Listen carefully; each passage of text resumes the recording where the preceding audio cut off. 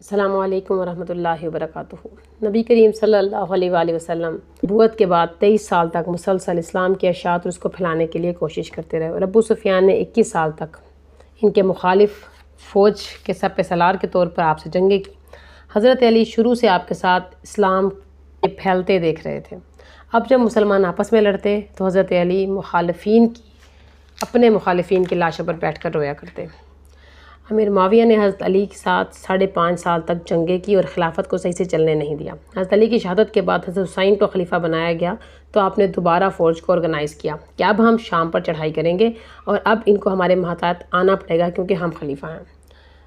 عمر بن عاص جو امیر معاویہ کا ایڈوائزری تھا، اس نے مشورہ دیا کہ جو نئی آرگنائز فوج آئی ہے یہ ہمارا کچھ بھی نہیں چھوڑے گی، ان سے صلح کر لو، اور یہ سر پہ کفن باندھ کے آئے ہیں تو ان سے صلح کرنا ہی بہتر ہے۔ صلح کا پیغام بھیجا گیا، قرآن پاک میں آیا ہے اگر کوئی صلح کے لیے درخواست کرے تو اس کی قبول کر لو، اور ان سے کہا گیا کہ آپ خلافت دستبردار ہو جائیے اور خلیفہ امیر معاویہ کو بننے دیں۔ حضرت حسن نے کہا ٹھیک ہے میں یہ بات مان لیتا ہوں، لیکن میری چند شرائط ہیں۔ پہلی یہ کہ حکومت آپ قرآن اور حدیث کے مطابق چلائیں گے، دوسرا کہ اپنے بعد حکومت کو خلافت کو امت کے حوالے کر کے جائیں گے، اپنے خاندان میں سے کسی کو نامینیٹ نہیں کریں گے، اور مسجد سے جو گالم گلوچ حضرت علی پر یعنی کہ ان کے فادر پر حضرت علی رضی اللہ عنہ پہ کروائی جاتی تھی وہ بند کرنی پڑے گی، اور اس معاہدے کے پاس کوئی پولیٹیکل وینڈیٹا نہیں ہوگا، اور مال غنیمت کا خمس اہل بیت کو بدستور دیا جائے گا۔ پھر 30 سال کے بعد امیر معاویہ خلیفہ ہو گئے اور 20 سال تک خلافت کی، اور آپ کو پتہ ہے کہ حضرت حسن کو 6 مہینے کے اندر زہر دے کر شہید کر دیا گیا۔ 20 سال میں ایک بھی شرط پوری نہیں کی سوائے اس کے کہ مال غنیمت کا خمس اہل بیت کو دیتے رہے۔ ایک حدیث بتاؤں گی جس سے آپ کو اندازہ ہوگا اس وقت کے حالات کا۔ مقداد بن مالک امیر معاویہ سے ملنے کے لیے آئے تو انہوں نے کہا تم نے سنا حسن کا انتقال ہو گیا؟ انہوں نے کہا انا للہ و انا الیہ راجعون۔ تو امیر معاویہ نے کہا تمہیں اس کے مرنے پر افسوس ہے؟ تو اس نے کہا ہاں، نواسۂ رسول ہے، جنتی نوجوانوں کا سردار، مجھے ان کے مرنے پر بہت افسوس ہے۔ اور اس میں سے ایک حواری نے کہا کہ ایک آگ کا انگارہ تھا بجھ گیا۔ مقداد بن مالک کو غصہ آیا، انہوں نے کہا تم نے میرے دل میں آگ لگا دی، اب میں جو کہوں گا اگر صحیح کہوں تو ہاں کہنا، اگر غلط کہوں تو روک دینا۔ کیا نبی کریم صلی اللہ علیہ وسلم نے مردوں کو سونا پہننا حرام نہیں کیا تھا؟ نے کہا ہاں کیا تھا۔ کیا ریشم کے کپڑے پہننا مردوں کے لیے حرام نہیں تھا؟ نے کہا ہاں بالکل تھا۔ کیا درندوں کا لباس پہننا اور فرنیچر بنانا حرام نہیں کیا تھا؟ کہاں بالکل کیا تھا۔ تو کیا تمہارے گھر میں یہ سب کچھ نہیں ہو رہا؟ اور اس کے جواب میں امیر معاویہ نے کہا مجھے پہلے ہی پتا تھا کہ میں بعد میں تم سے نہیں جیت پاؤں گا، اس کو تحفہ دو، اس کو گفٹ دو۔ وہاں سے گفٹ لی اور باہر جا کر بانٹ دیے۔ سعد بن ابی وقاص کو امیر معاویہ کہا کرتے تھے کہ تم علی کو گالی کیوں نہیں دیتے، تمہیں کیا مسئلہ ہے؟ انہوں نے کہا اگر میرے سر کے اوپر آرا بھی رکھ دو تو میں ایسا نہیں کروں گا۔ اب آپ اندازہ کر سکتے ہیں، سلمان رشدی سے بھی یہ اندازہ کر سکتے ہیں کہ ممبر پر اہل بیت کو گالی دے، ممبر رسول پر بیٹھ کر۔ معاہدے کے مطابق تو گالم گلوچ بند ہو جانا چاہیے تھا، کیسا دین تھا یہ؟ مسجد میں ممبر رسول پر بیٹھ کر اہل بیت کو گالی دیں۔ سارا معاملہ بگڑا ہوا تھا۔ جب حرام کام اور غلط کام ہوتے تھے تو شکایتیں لے کر لوگ حضرت حسین کے پاس جاتے تھے۔ حضرت حسین کہتے تھے خروج کرنا صحیح نہیں ہے، میرے بھائی نے معاہدہ کیا ہے تو نبھا لیتے ہیں، اب بڑھاپے کے آثار بھی آ گئے ہیں، تو معاہدے میں یہ بھی کہا تھا خلافت لوگوں کے حوالے کر کے جائیں گے، لیکن حکومت کے 16ویں سال اصلاح کی اس آخری امید پر بھی ضرب لگا دی۔ میرے بعد میرا بیٹا یزید خلیفہ ہوگا۔ ایک خلیفہ کی موجودگی پہ دوسرے خلیفہ کی بیعت شروع ہو گئی۔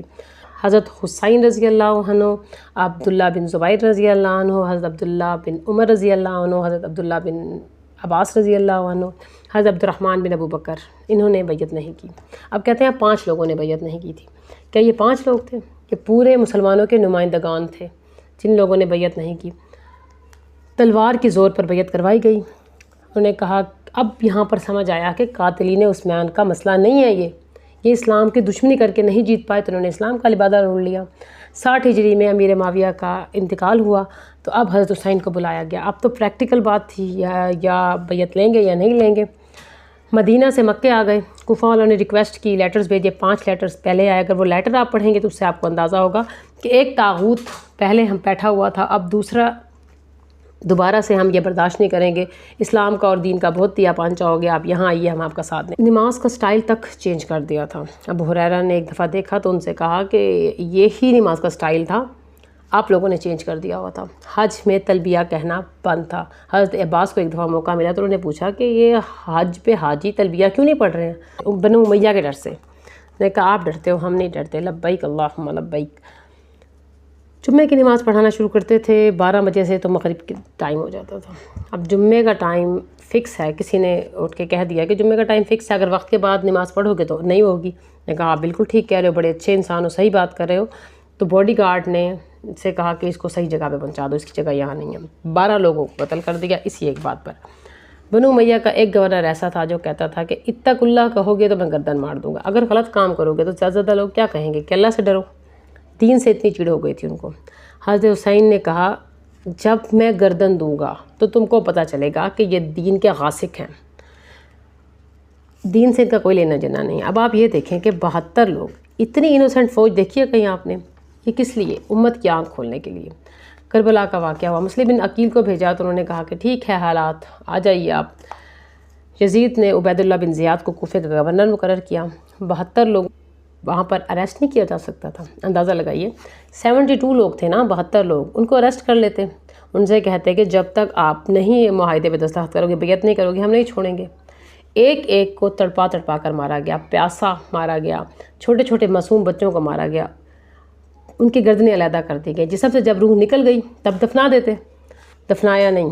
18 اہل بیت کے لوگ تھے، ان پر گھوڑے دوڑوائے گئے، سب کے جسموں پر گھوڑے دوڑوائے گئے۔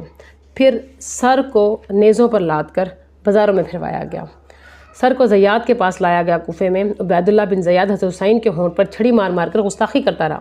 3 دن بعد کوفے میں پھر یزید کے پار لایا۔ وہاں آگے کیا واقعات ہوئے انشاءاللہ وہ بھی ڈسکس کریں گے، لیکن دیکھیے اتنا بڑا صحنہ ہو گیا، مدینہ والوں کے دل پھٹ گئے، انہوں نے بیعت توڑ تاڑ کے پھینک دیا، نواسۂ رسول پر ہاتھ ڈالا، اہل بیت کو ذبح کر دیا۔ 50 سال کے عرصے میں محمد صلی اللہ علیہ وسلم کی رشتہ داری کا بھی خیال نہیں کیا۔ ایسے ظالم کے ہاتھ پہ کون بیعت کرے گا؟ اب مدینہ کو کیسے ٹیکل کیا؟ یزید نے 12,000 کا لشکر مسلم بن عقبہ کی قیادت میں بھیجا، اور یزید نے کہا کہ الٹیمیٹم دے دینا، نہیں مانے تو 12,000 کی فوج جس میں اچھے برے تمام لوگ ہیں، ان کو اجازت دے دو، جو چاہے کرے۔ وہاں پر فوج جب جیت گئی، ان کو کھلا لائسنس مل گیا۔ تفسیر ابن کثیر پڑھیے، 1000 خواتین، صحابہ کی بیویاں، صحابہ کی بیٹیاں بن شادی کے حاملہ ہوئیں۔ مسجد نبوی میں 3 دن تک نمازیں بند رہیں، اذانیں نہیں ہوئیں، گھوڑے باندھ دیے گئے، گھوڑے مسجد نبوی کے باہر پیشاب اور پخانہ کرتے رہے۔ یہ کسی کافر فوج سے بھی آپ توقع کر سکتے ہیں؟ پھر مکہ کی باری آئی، عبداللہ بن زبیر کو ختم کرنے کے لیے منجنیق سے کعبے پر پتھر پھینکے گئے، خانہ کعبہ کی دیواریں ہل گئیں، پردے پر آگ لگ گئی۔ یہ 3 سیاہ کارنامے تو یزید کے ہیں، بخاری میں آپ جا کر پڑھ سکتے ہیں۔ اور کہاں تک بات لے جائیں، اور یزید کو پیٹ کی ایسی بیماری لگی کہ درد سے چیختا تھا، پیاس نہیں بجھتی تھی اس کی۔ اس درد میں جب وہ مر گیا، جبکہ اس کی فوج نے مکہ کا محاصرہ کیا ہوا تھا، تب عبداللہ بن زبیر نے کہا جاؤ جا کر دیکھو، مر گیا ہے وہ۔ معاویہ بن یزید سے کہا گیا جو یزید کا بیٹا تھا کہ اب آپ تخت سنبھالیے، تو انہوں نے کہا خاندان رسول کو ذبح کر کے جو حکومت ملے گی مجھے نہیں چاہیے۔ پھر عبداللہ بن زبیر خلیفہ بنے ہیں 7-8 سال۔ مسند احمد کی آخری حدیث سنا کر اس کو ختم کروں گی۔ اللہ تعالیٰ نے خود اس واقعہ کا بتایا۔ عبداللہ بن عباس فرماتے ہیں کہ 10 محرم الحرام 61 ہجری میں خواب میں دیکھا نبی کریم صلی اللہ علیہ وسلم آئے ہیں، بال پرا گاندہ ہیں، کپڑے گندے ہیں، حالات ٹھیک نہیں ہیں۔ آپ کو دیکھ کر میں گھبرا گیا کہ آپ کی حالت کیسے ہوئی، اور نبی کریم صلی اللہ علیہ وسلم نے پہلے ہی فرما دیا تھا کہ میری شکل میں شیطان نہیں آ سکتا۔ ان کے ہاتھ میں ایک شیشی تھی، تو انہوں نے کہا یہ کیا ہے؟ تم کو نہیں معلوم؟ میں صبح سے حسین اور اس کے ساتھیوں کا خون جمع کر رہا ہوں۔ آپ صلی اللہ علیہ وسلم نے فرمایا آپ نے ٹائم اور وقت نوٹ کر لیا۔ 3 دن بعد جب خبر آئی اور لٹا ہوا قافلہ آیا تو پتہ چلا کہ وہی ٹائم تھا۔ بنو امیہ والے شروع دن سے ہی مخالف تھے۔ ہمیں کوئی بنو امیہ سے چڑ نہیں ہے، بنو امیہ کے اچھے لوگوں کی ہم تعریف کرتے ہیں، حضرت عثمان غنی، ان سے غلطیاں ہوئی لیکن ہم ان کی عزت کی نگاہ سے دیکھتے ہیں۔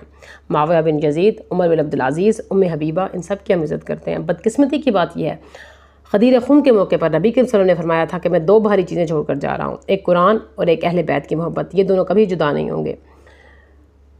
بدقسمتی یہ ہے کہ امت نے دونوں کو چھوڑ دیا، سنیوں نے قرآن کو پکڑا اور فرقہ فرقہ کر دیا۔ اعتصموا بحبل اللہ ولا تفرقوا، اللہ تعالیٰ نے قرآن پاک میں فرمایا تھا کہ فرقے نہ بنانا۔ شیعوں نے اہل بیت کی محبت کو لی، قرآن کو چھوڑ دیا۔ 10 محرم میں ہم نے پروگرام بھی کرنے ہیں تو فضائل یزید پہ کرنے ہیں، اہل بیت سے ہمیں کوئی لگاؤ نہیں۔ مت کرو کنڈیم یزید کو، مگر اہل بیت کے فضائل تو بیان کرو، اس میں تو کوئی مسئلہ نہیں ہے۔ اور دوسری طرف اہل بیت کا نام لیتے ہیں، پریکٹیکل فالو کرتے ہیں بنو امیہ کا۔ حضرت علی نے تو کبھی ممبر رسول پر گالیاں نہیں دلوائیں۔